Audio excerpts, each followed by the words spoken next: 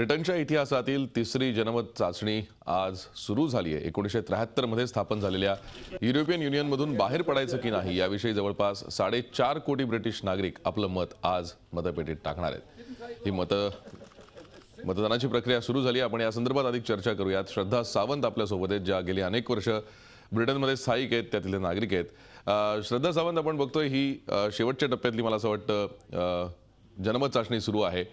एकूणच या सगळ्या प्रक्रियेकडे भारतीय कसे बघतात, भारतावर याचे कसे परिणाम होतील, काय सांगाल तुम्ही?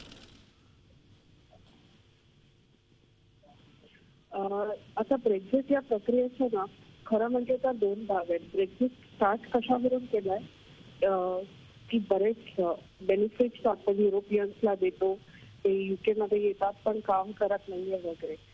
आणि दुसरा पार्ट आहे आपल्या एशियन्सचा, जे खूप एज्युकेटेड आहे, जे इकडे येऊन चांगले जॉब्स करतायत आणि ते देशाच्या इकॉनॉमीसाठी खूप जास्त प्रमाणात कॉन्ट्रीब्यूट करतायत।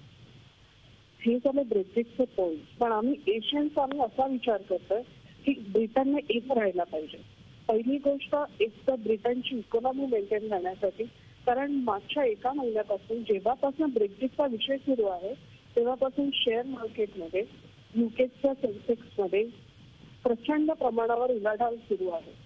युके मध्ये दोन प्रकारचे माणसं आहेत एशियनमध्ये, नवीन आलेले एशियन्स आणि इथे पहिल्यापासून राहिलेले एशियन्स। आता जे नवीन आलेले एशियन्स आहेत ते मागच्या 4 ते 5 वर्षांपासून इकडे राहत आहेत, त्यांची सगळ्यांची इच्छा आहे की आता स्वतःचं घर घ्यावं। पण मागच्या इकॉनॉमी तुम्ही मेंटेन केल्यामुळे काय झालंय की घराच्या प्राइसेस अतिशय वाढल्या आहेत। तर बऱ्याच लोकांचं प्रेडिक्शन काय आहे की युकेने जर ब्रेक्झिट केलं तर घरांच्या किमती कमी होतील, पण त्याचवेळी लोक हा कमी विचार करत आहेत की घरांच्या किमती जरी कमी झाला तरी तुमच्या बँकचे इंटरेस्ट रेट वाढणार आहेत, तुमच्या देशाच्या इकॉनॉमीवर परिणाम होणार आहे, पाऊल खूप खाली पडणार आहे, तुमच्या देशाचा जीडीपी कमी होणार आहे। तर असे बरेच सगळे डिस्कशन तिकडच्या एशियन लोकांमध्ये सुरू आहे। पण आम्ही जेव्हा असं बऱ्याच लोकांशी चर्चा केली येत्या मागच्या 1 ते 2 आठवड्यांमध्ये, तेव्हा बऱ्याच लोकांचं मत असं होतं की बाहेर पडावं। पण बाहेर पडण्यासाठी त्यांचं रिझन होतं की बऱ्याच लोकांना घर घ्यायचं होतं आणि दुसरा बाकीचा जो एशियन ग्रुप होता त्यांचा विचार होता की नाही आपण इन राहूया, आपण इन राहून इमिग्रेशन पॉइंटवर आपण निगोशिएट करूया आणि देशाची इकॉनॉमी आपण मेंटेन ठेवूया, असे बरेचसे विचार आहेत। आणि काही काही लोकांचं तर असं आहे की त्यांना त्यांच्या स्वतःवर किती इफेक्ट होईल इन किंवा आउटचा याच्यावरच प्रश्नचिन्ह आहे।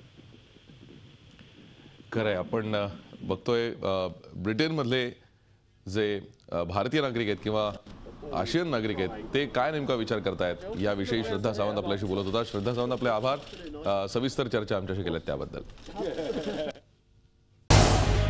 झी 24 तास रहा एक पाऊल पुढे।